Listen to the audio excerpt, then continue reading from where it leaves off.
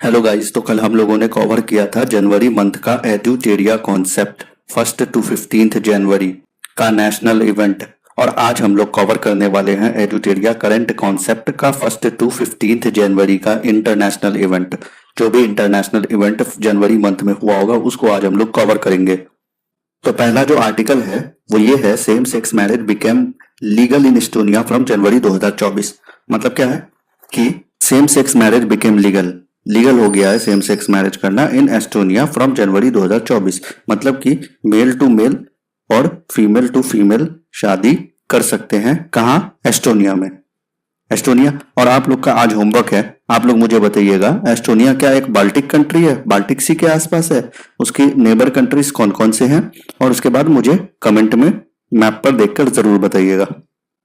चलिए next article की तरफ चलते हैं। The official membership of BRICS has been handed over to Russia from 1 January. क्या हुआ है? ब्रिक्स का जो मेंबरशिप ऑफिशियल चेयरमैनशिप था वो रशिया को हैंड ओवर कर दिया 1 जनवरी को, 1 जनवरी 2024 को।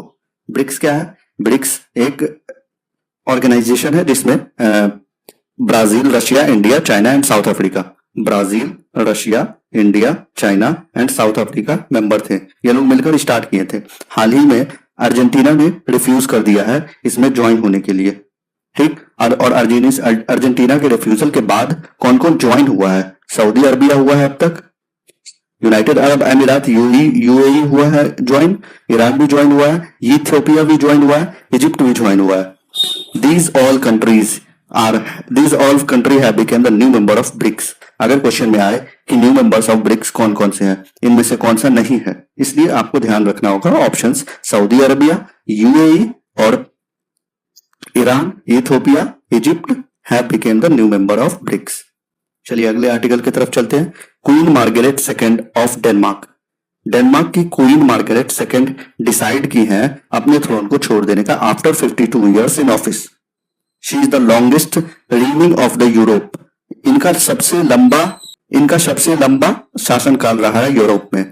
ठीक है। तो अब अगले नेक्स्ट किंग कौन बनेंगे? तो इन्हीं के बेटे फ्रेडरिक 10 बिकेम द किंग। इन्हीं के बेटे फ्रेडरिक 10 नए किंग बनेंगे।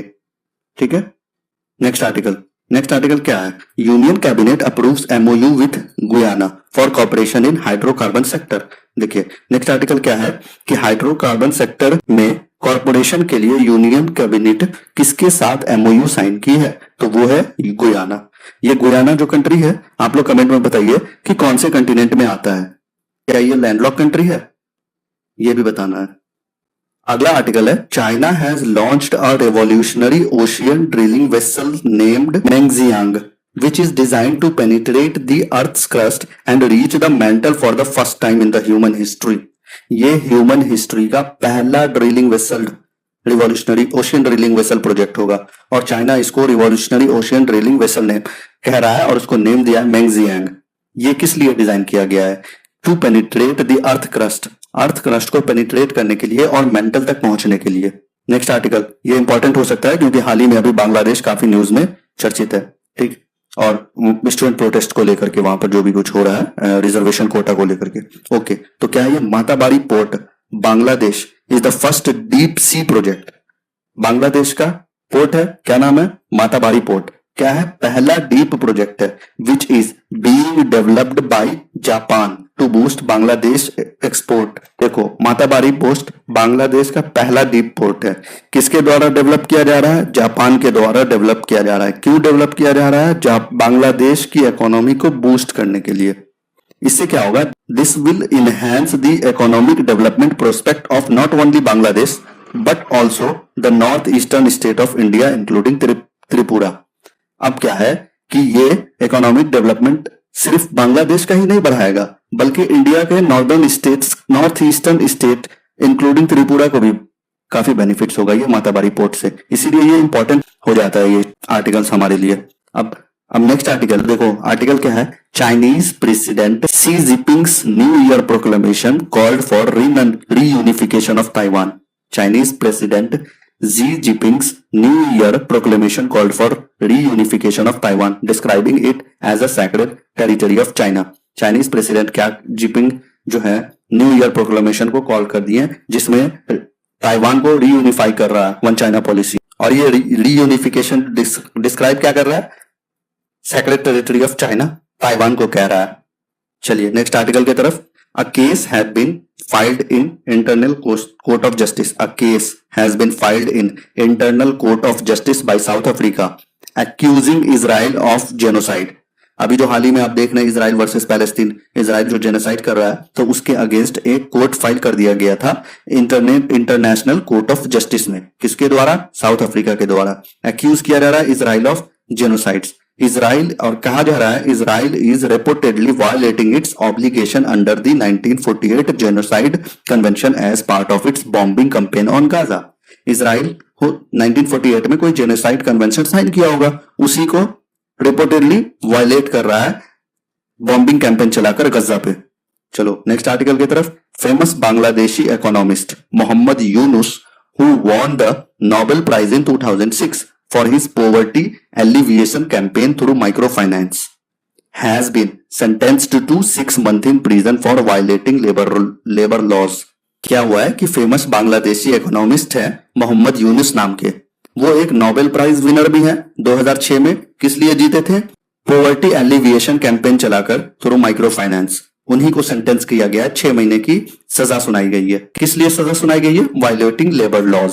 नेक्स्ट आर्टिकल है। China has built its first domestic cruise ship Adora Magic. China has built its China अपना पहला domestic cruise ship Adora Magic City built किया है।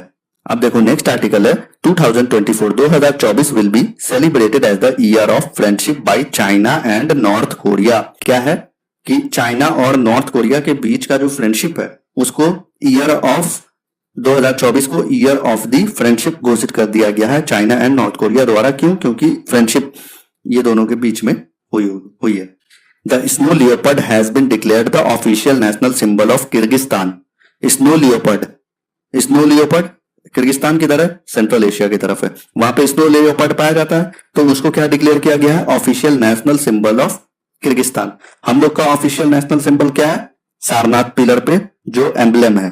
NATO has signed a 5.5 billion contract for member state to purchase 1000 Patriot air defence missile in Europe to boost defence against the Russian threat. NATO क्या किया? अभी हाल ही में contract sign किया है। कितने का? $5.5 बिलियन का।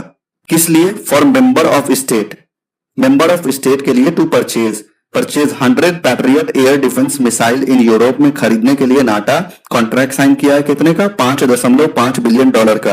क्यों? To boost defence against the Russian threat. Russian का जो डर है, रशिया से जो डर है, उसके अगेंस्ट एक डिफेंस बूस्ट करने के लिए ये कॉन्ट्रैक्ट साइन हुआ है $5.5 बिलियन का, जिसमें 1000 पैट्रियट एयर डिफेंस मिसाइल खरीदे जाएंगे यूरोप में।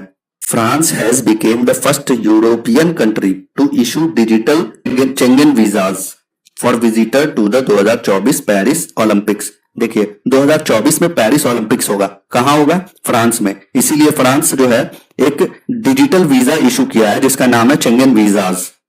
ठीक है, और ये वीजा इशू कर फ्रांस यूरोपियन देशों में पहला देश बन गया है। European Union has imposed comprehensive sanction on the world largest diamond mining company Alrosa and its CEO Pavel Marinichev। अब देखो world largest diamond mining company कौन सा है? Alrosa world largest diamond mining company है। इस पे क्या हुआ है? European union sanction, comprehensive sanction impose कर दिए हैं। ठीक है, और इनके सीईओ कौन है? Pavel मैरिनीचेव। America and Qatar have decided to extend their military presence at Al Udeid Air Base for 10 years। America और कतर ने डिसाइड किया है कि अपना मिलिट्री प्रेजेंस जो अल युदीद में है उसको एक्सटेंड करें फॉर 10 years, 10 सालों के लिए। नेक्स्ट आर्टिकल है। Tropical cyclone Alvaro made landfall in the African country. Tropical cyclone Alvaro made landfall in the African country Madagascar. क्या हुआ है कि एक ट्रॉपिकल साइक्लोन आया जिसका नाम अल्वारो था। उसने क्या किया? लैंडफॉल, बहुत सारा लैंडफॉल, एकदम तबाही मचा दिया। कौन से कंट्री में? मेडागास्कर, अफ्रीकन कंट्री है। मेडागास्कर कहां पे है ये आपको कमेंट में बताना है मैप में देखकर। ये जो ट्रॉपिकल साइक्लोन का जो नाम है अल्वारो, ये अल्वारो नाम कौन रखा है? मोजाम्बिक रखा है। This cyclone is name by Mozambique. तो क्वेश्चन अगर आ जाए कि हाल ही में अल्वारो नाम का न्यूज में चर्चित था, वो क्या था? ट्रॉपिकल साइक्लोन था। क्यों न्यूज में था? क्योंकि ये लैंडफॉल अकर किया है अफ्रीकन कंट्री मेडागास्कर में। आपको कमेंट में बताना है कि मेडागास्कर कहां पे है। और ये जो अल्वारो ट्रॉपिकल साइक्लोन है, इसको नाम किसने दिया है? मोजाम्बिक ने दिया है। याद रहेगा? बिल्कुल, अब समझ में आ गया होगा। अब देखो नेक्स्ट आर्टिकल क्या है। Nepal has banned its citizen from travelling to Russia और यूक्रेन फॉर एम्प्लॉयमेंट। हाँ, अभी हाल ही में न्यूज सुना होगा आप लोगों ने कि नेपाल, और हाल ही में न्यूज सुना होगा आप लोगों ने, नेपाल के लोग यूक्रेन और रशिया जा रहे हैं। क्यों? नौकरी के इसमें, और आर्मी ज्वाइन कर रहे हैं दोनों का, ठीक है, और एक दूसरे के अगेंस्ट लड़ाई कर रहे हैं आर्मी ज्वाइन कर। तो इसी को रोक लगाने के लिए अभी क्या किया है, नेपाल ने बैन लगा दिया है अपने सिटीजन्स पे। अब क्या है, नेपाल के लोग रशिया यूक्रेन एम्प्लॉयमेंट के लिए, नौकरी के तलाश में रशिया और यूक्रेन नेपाल के लोग नहीं जा सकते हैं क्योंकि बैन लग चुका है। देखिए, Sri Lanka has announce ban on foreign research vessel entering it's water for 1 year. Sri Lanka क्या किया? अनाउंस किया बैन। किस चीज पर बैन किया है? फॉरेन रिसर्च पर। फॉरेन रिसर्च वेसल अगर उसके बाउंड्री लाइन के वाटर में एंट्री करेंगे तो उस पर बैन लगा दिया है श्रीलंका। न्यूज में था। अब नेक्स्ट आर्टिकल है, Mukhtar Babayev has been nominated for the session president for the 29th session of COP conference of party, जो एनवायरमेंट में आप लोग पढ़ते हैं, कॉप 29 जो होने वाला है अजरबैजान में। It will be hosted by Azerbaijan. उसी के लिए मुख्तार बाबायेव को नॉमिनेट किया गया है सेशन प्रेसिडेंट। 29th सेशन जो होगा उसके जो प्रेसिडेंट होंगे मुख्तार बाबायेव नॉमिनेट किए गए हैं। और 29th session conference of party COP 29 कौन से कंट्री में होगा? कौन से कंट्री द्वारा होस्ट किया जाएगा? अजरबैजान। और अभी जो न्यूज में बांग्लादेश है, तो ये भी याद रखिएगा कि Sheikh Hasina has become the prime minister of Bangladesh for 5th term. She belongs to Awami League party. Sheikh Hasina Bangladesh की प्राइम मिनिस्टर है और ये पांचवें टर्म के लिए ओथ ली है। वो कौन से पार्टी से बिलोंग करती है? आवामी लीग पार्टी से। ये वाला आर्टिकल तो हम कल ही पढ़े थे। Bilateral Hajj agreement signed by government of India with Saudi Arabia. ठीक है, नेक्स्ट आर्टिकल पे आते हैं। Gabriel Attal became the new prime minister of France. Gabriel Attal France के न्यू प्राइम मिनिस्टर बने हैं after the resignation of French prime minister Elisabeth Borne in protest against the new immigration law. देखिए, France में new immigration law आया था, ठीक है, उसी के प्रोटेस्ट में पहले जो प्राइम मिनिस्टर एलिजाबेथ बॉर्न थे उन्होंने रिजाइन कर दिया है। तो अब न्यू प्राइम मिनिस्टर कौन बने? Gabriel Attal became the new prime minister. The European Union's Copernicus climate change service announced that 2023 was the hottest year in the last 1 lakh years। European Union का Copernicus climate change service है, उन्होंने announce किया था कि 2023 जो था ना, वो हॉटेस्ट ईयर था। पिछले 1 लाख सालों में सबसे हॉटेस्ट ईयर कौन सा था? वो 2023 था। किसने अनाउंस किया है? यूरोपियन यूनियन का Copernicus climate change service. Due to the riots, PM James Marep has declared a 14-day state of emergency in Port Moresby, the capital of Papua New Guinea। देखिए, क्वेश्चन आ सकता है Papua New Guinea कौन से continent में है, तो आपको ये कमेंट सेक्शन में बताना है। ये न्यूज में क्यों था? क्योंकि हाल ही में रायट की वजह से PM जेम्स मैरेप हैज डिक्लेयर्ड, उन्होंने जेम्स मैरेप ने डिक्लेयर किया है 14 दिन का स्टेट इमरजेंसी। कहां पे? Port Moresby. देखिए, अब तो आराम से पता चल रहा है पोर्ट मोरेस्बी कहां है? Papua New Guinea. PM James Marape कहां के PM है? पापुआ न्यू गिनिया के। कहां स्टेट इमरजेंसी लगा है? कितने दिन का? 14 दिन का, पापुआ न्यू गिनिया में। चलिए, नेक्स्ट आर्टिकल है, Denmark has launch green fuel alliance with India. Denmark launch किया है ग्रीन फ्यूल्स अलायंस इंडिया के साथ। एम क्या है? To enhance cooperation between Denmark and India in the field of local energy solution.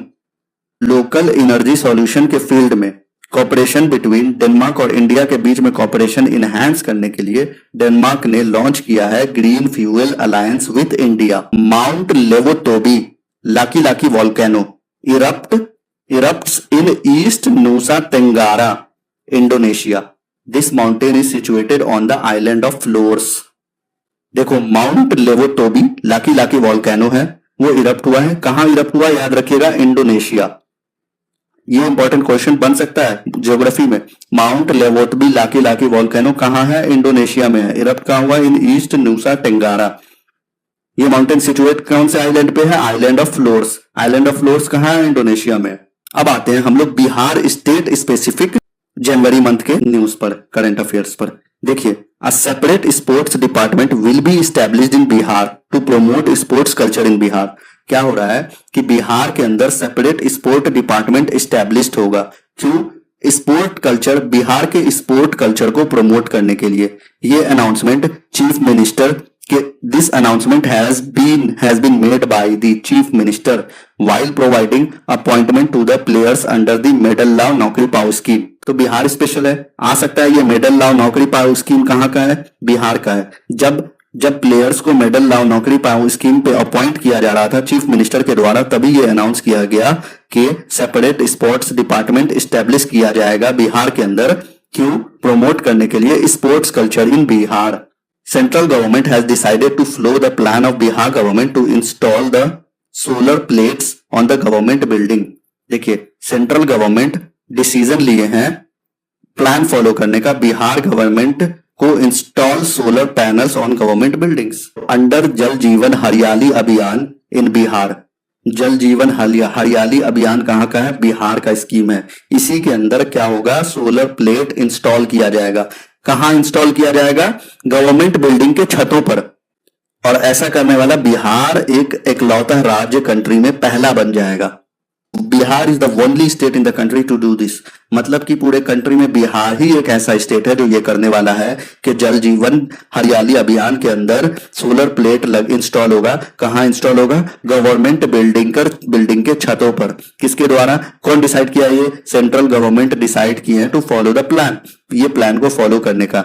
Of ये Bihar government का plan है, इसको फॉलो करने का किसने डिसाइड किया है? सेंट्रल गवर्नमेंट ने फॉलो किया है कि गवर्नमेंट बिल्डिंग पर सोलर प्लेट इंस्टॉल किया जाएगा। पहले ये प्लान कहां आया? सिर्फ और सिर्फ इकलौते बिहार में आया। तो अगर ये क्वेश्चन आया कि सोलर प्लेट गवर्नमेंट बिल्डिंग के छतों पर जो इंस्टॉल किया जा रहा है ये किसका प्लान था? तो पहले ये बिहार का प्लान था, फिर सेंट्रल गवर्नमेंट ने फॉलो किया। नेक्स्ट आर्टिकल क्या है? Mission investigation at the rate 75 days. ये किसके द्वारा स्टार्ट किया गया है? बिहार पुलिस द्वारा, फ्रॉम 1 जनवरी 2024। देखिए, डेट इंपॉर्टेंट नहीं है, बट इंपॉर्टेंट ये हो सकता है कि mission investigation at 75 days has been started by Bihar police. Mission investigation at 75 days किसके द्वारा स्टार्ट किया गया है? बिहार पुलिस द्वारा स्टार्ट किया गया। इस मिशन में क्या होगा? अंडर दिस मिशन, ये तो नाम से ही पता चल जाएगा कि जितना भी इन्वेस्टिगेशन होगा क्रिमिनल केस का, नाम से ही पता चल रहा है कि investigation of all criminal cases registered in the new year will be completed with in 75 days. जितना भी केस रजिस्टर होगा बिहार के अंदर नए साल में, मतलब कि 2024 में या उसके बाद, तो उसका इन्वेस्टिगेशन 75 दिन के अंदर अंदर हो जाना चाहिए। ये मिशन है। मिशन का नाम क्या है? Investigation at 75 days. Under the dial service 112 started by Bihar police. Dial service 112 start किसके द्वारा किया गया है? बिहार पुलिस। पूर्णिया, जिसमें Purnia has made the best effort till December 2023। जिसमें क्या हुआ? पूर्णिया अपना बेस्ट एफर्ट दिया है। कब तक? टिल दिसंबर 2023 तक। Next article, Samastipur young cricketer Vaibhav Suryavanshi is in the news for breaking Sachin Tendulkar's record by playing in the first class Ranji Trophy at the youngest age 12 साल 284 दिन। ये स्पोर्ट्स का करंट अफेयर क्वेश्चन बन सकता है कि समस्तीपुर का यंग क्रिकेटर, क्या नाम है? वैभव सूर्यवंशी। ये क्या किया है? न्यूज में किस लिए था? क्योंकि ये master blaster, cricket of master blaster किसको कहते हैं? सचिन तेंदुलकर, उन्हीं का रिकॉर्ड तोड़ा है। क्या खेल के तोड़ा है? First class Ranji trophy. Youngest age कितना साल था? 12 साल 284 दिन के थे। ये हैं वैभव सूर्यवंशी। इन्होंने सचिन तेंदुलकर का रिकॉर्ड तोड़ा है। Ranji trophy, first class Ranji trophy खेलकर 12 साल 284 दिन के हैं ये। अब आइए, Bihar first fully digitalized civil court, Purnia civil court. Bihar का पहला फुल्ली डिजिटलाइज्ड सिविल कोर्ट कौन सा है? पूर्णिया सिविल कोर्ट है। क्या बिहार का पहला फुल्ली डिजिटलाइज्ड कोर्ट कौन सा है? पूर्णिया सिविल कोर्ट है। किसके द्वारा इनॉग्रेट किया गया था? बाय पटना हाईकोर्ट के chief justice K Vinod. Patna high court के चीफ जस्टिस के विनोद है, उनके द्वारा इनॉग्रेट किया गया है बिहार का पहला फुल्ली डिजिटलाइज्ड सिविल कोर्ट। कौन सा कोर्ट है ये? Purnia civil court. This will save time, speed up judicial process and increase transparency. ये इनॉग्रेट क्यों किया गया? क्योंकि ये टाइम बचाएगा, जुडिशियल प्रोसेस में स्पीड लाएगा और ट्रांसपेरेंसी इंक्रीज करेगा। हम लोग देखते हैं ना केस डेट पे डेट पड़ता रहता है इतना, और उसके बाद काफी केसेस अभी भी पेंडिंग में है। तो डिजिटलाइज्ड सिविल कोर्ट पूर्णिया का जो सिविल कोर्ट होगा वो टाइम बचाएगा, जुडिशियल प्रोसेस का स्पीड अप कर देगा, स्पीड बढ़ा देगा, ट्रांसपेरेंसी इंक्रीज कर देगा। मतलब करप्शन यहाँ पे नहीं हो सकता है, धोखाधड़ी नहीं हो सकता है। और ये जो इनॉग्रेट किया गया था fully digitalized civil court, Bihar का पहला पूर्णिया सिविल कोर्ट, कब इनॉग्रेट किया गया? किसके द्वारा इनॉग्रेट किया गया? पटना हाईकोर्ट के चीफ जस्टिस के द्वारा इनॉग्रेट किया गया। कौन चीफ जस्टिस कौन थे? क्या नाम है उनका? Justice K Vinod Chandra. According to the report of election commission, there are 7.64 crore voter in Bihar in the year 2023। Election commission का रिपोर्ट आया जिसमें ये पता चला कि बिहार के अंदर 2023 में 7.64 करोड़ वोटर, 7.64 करोड़ वोटर जो हैं वो अभी 2023 में बिहार में है। किसके रिपोर्ट से पता चला? इलेक्शन कमीशन के रिपोर्ट से। अगला आर्टिकल है the 162nd foundation day of Patna college was celebrated on 9th January, established in January 9, 1863। 162वां फाउंडेशन डे पटना कॉलेज का मनाया गया। कब मनाया गया? 9 जनवरी को। एस्टैब्लिश्ड हुआ था पटना कॉलेज का 9 जनवरी 1863। अच्छा, अभी 9 जनवरी से एक चीज याद आया, चलिए आप लोगों से पूछते हैं, देखते हैं पता है कि बता पाते हो कि नहीं। 9 जनवरी किस चीज के लिए फेमस है भारत में? प्रवासी भारतीय दिवस। याद आया? ये हम कब मनाते हैं? 9 जनवरी को। आप लोग कमेंट में ये बताओ, क्या हम लोग हर साल 9 जनवरी को ये मनाते हैं या फिर बाई एनुअल मनाते हैं, एक साल गैप करके? कमेंट में जरूर बताना। The cabinet has approved the construction of gated weir and allied infrastructure on Sugarwe river at Phulparas Madhubani. Cabinet approve किए हैं कंस्ट्रक्शन के लिए। किस चीज के कंस्ट्रक्शन के लिए? गेटेड वेयर और अलाइड इंफ्रास्ट्रक्चर। कहां पे है ये? On Sugarwe river. Sugarwe river है मधुबनी फुलपरास में। According to the list released under the national clean air programme. List release हुआ है under the national clean air programme. इसके according Bihar is the third city among the 20 cities with the most polluted air in India in 2023। क्या है article? कि जो list release हुआ है किसके अंडर में? नेशनल क्लीन एयर प्रोग्राम के अंदर में। उसके अकॉर्डिंग बिहार जो है, बिहार के जो सिटीज है उसमें तो तीसरे स्थान पे है अमंग 20 cities, टोटल 20 cities जो मोस्ट पॉल्यूटेड एयर है ना इंडिया के अंदर 2023 साल में, उसमें इस 20 cities में तीसरे स्थान पे बिहार का सिटी है। सेकंड पटना, फोर्थ तीन सिटी बिहार का है। सेकंड पटना सेकंड नंबर पे है, फोर्थ मुजफ्फरपुर पे है, 20 पे गया है, गया last. According to the report of Swachh Bharat mission survey 2023। Report of Swachh Bharat mission survey 2023। स्वच्छ भारत मिशन सर्वे 2023 हुआ था, उसके रिपोर्ट के अकॉर्डिंग क्या हुआ है? Patna and Supaul have given the status of garbage free cities from Bihar. Bihar में गार्बेज फ्री सिटीज कौन है? पटना और सुपौल है। किसके अकॉर्डिंग? कौन कह रहा है ये? स्वच्छ भारत मिशन सर्वे रिपोर्ट 2023 कह रहा है। इस रिपोर्ट के अकॉर्डिंग बिहार 15वीं रैंक पर है अमंग ऑल स्टेट। जितना भी स्टेट है उसमें बिहार 15वीं रैंक पे है। पटना का रैंक 77 है, सारे जितना भी सिटीज है उसके रैंक में पटना का 77th रैंक है विथ द पॉपुलेशन, जिसका पॉपुलेशन मोर देन 1 लाख है और 202nd इन ओवरऑल कैटेगरी। अगर ओवरऑल कैटेगरी देखा जाए तो 262वें नंबर पे रैंक है, और अगर मोर देन 1 लाख पॉपुलेशन वाला सिटी देखा जाए तो 77वीं रैंक पर है। और अगर रैंक इस हिसाब से देखा जाए कि बैंक ऑफ गंगा पे सिचुएटेड जितना भी सिटीज है उसमें 6th रैंक पर है।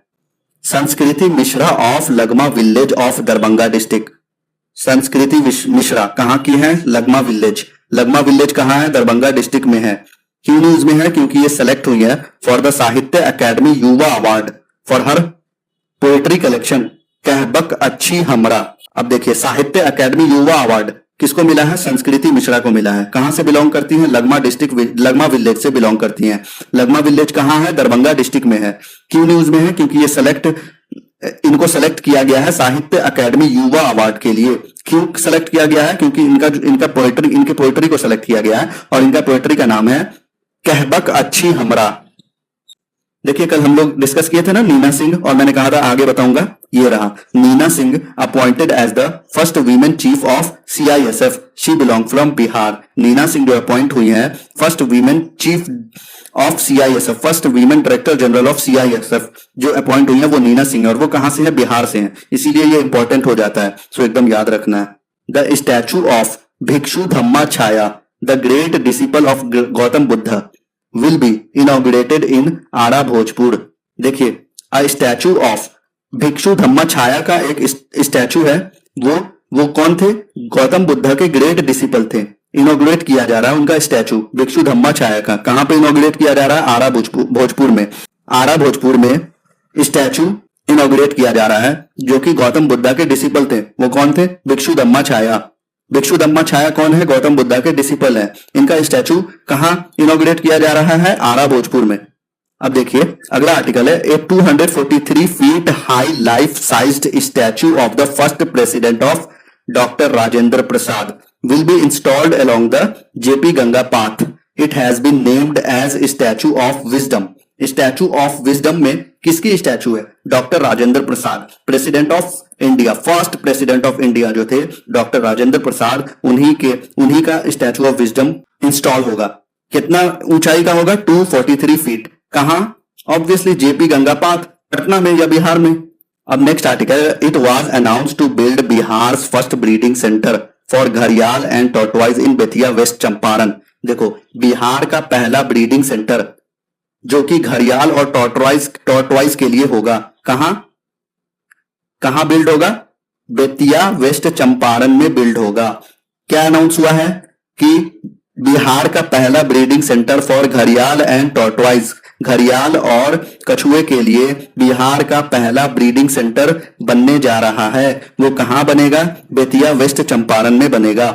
According to the discussion paper released by NITI Aayog, NITI Aayog के द्वारा जो डिस्कशन पेपर रिलीज हुआ है, देखिए क्वेश्चन बनेगा, अगर डिस्कशन पेपर किसके द्वारा रिलीज होता है तो नीति आयोग, उसके अकॉर्डिंग क्या है? 24.82 crore people across the country have came out of the poverty line in the last 9 years according to a discussion paper released by नीति आयोग। नीति आयोग द्वारा डिस्कशन पेपर रिलीज किया गया है, उसके according 24.82 crore people across the country, पूरे देश में पॉवर्टी लाइन, गरीबी रेखा से पिछले 9 सालों में बाहर आ चुके हैं, जिसमें बिहार 3.77 करोड़ पीपल, जिसमें बिहार से 3.77 crore people multi dimensional poverty index से बाहर आ चुके हैं, मल्टी डिमेंशनल पॉवर्टी से बाहर आ चुके हैं बिहार में।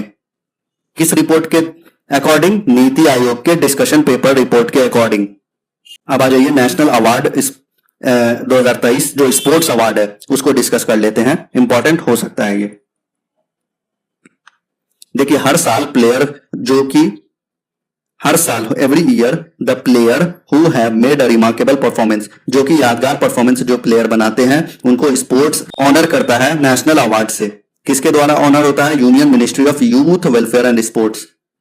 अ total of 42 award, total 42 award were distributed in the year 2023। 2023 में टोटल 42 अवार्ड डिस्ट्रीब्यूट किया गया है। तो चलिए अब पहला अवार्ड है मेजर ध्यानचंद खेल रत्न अवार्ड। इसमें प्राइज मनी 25 लाख का होता है। Major Dhyan Chand Khel Ratna award prize money 25 lakh का होता है। पहले इसको कहा जाता था राजीव गांधी खेल रत्न अवार्ड, इसी का नाम बदल दिया गया major Dhyan Chand Khel Ratna award, prize money 25 lakh. किसको मिला है? श्री चिराग चंद्रशेखर शेट्टी। किस चीज में? बैडमिंटन में, बैडमिंटन के खिलाड़ी हैं ये, उन्हीं को मेजर ध्यानचंद खेल रत्न अवार्ड मिला है। दूसरे खिलाड़ी वो भी बैडमिंटन के ही हैं, श्री सात्विक साईराज रंकी रेड्डी, श्री सात्विक साईराज रंकी रेड्डी, इनको भी मेजर ध्यानचंद खेल रत्न अवार्ड मिला है, प्राइस 25 लाख का। पहले इसको राजीव गांधी खेल रत्न अवार्ड कहते थे। फिर बाद आता है अर्जुन अवार्ड, इसका प्राइस मनी कितना है? 15 लाख। देखिए क्वेश्चन बन सकता है, कैसे बनेगा मैं बताता हूं। Major Dhyan Chand Khel Ratna award prize money कितना है? 25 लाख है। अर्जुन अवार्ड में प्राइज मनी कितना है? 15 लाख है। Dronacharya award in lifetime category, Dronacharya award है जो लाइफ टाइम कैटेगरी में है उसका प्राइज मनी कितना है 15 lakh. Dronacharya award in regular category उसका प्राइस कितना है 10 लाख। तो अब क्वेश्चन कैसे बनेगा देखिए, ध्यान रखिए, स्टेटमेंट वाइज बन सकता है कि मेजर ध्यानचंद खेल स्टेटमेंट पहला देखिए, major Dhyan Chand Khel Ratna award prize money 20 lakh.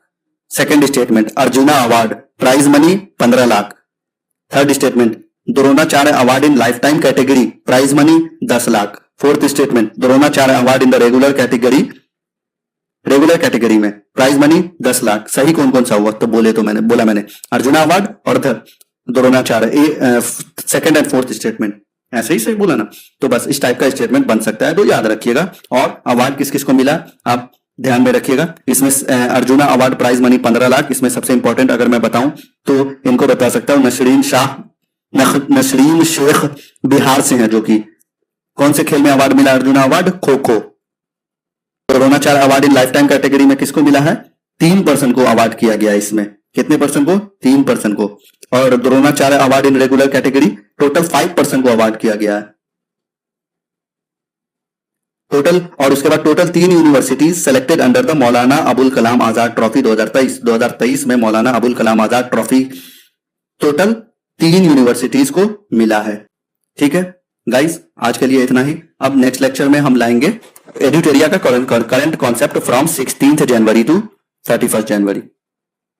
तब तक के लिए इसको पढ़ते रहें, रिवाइज करते रहें।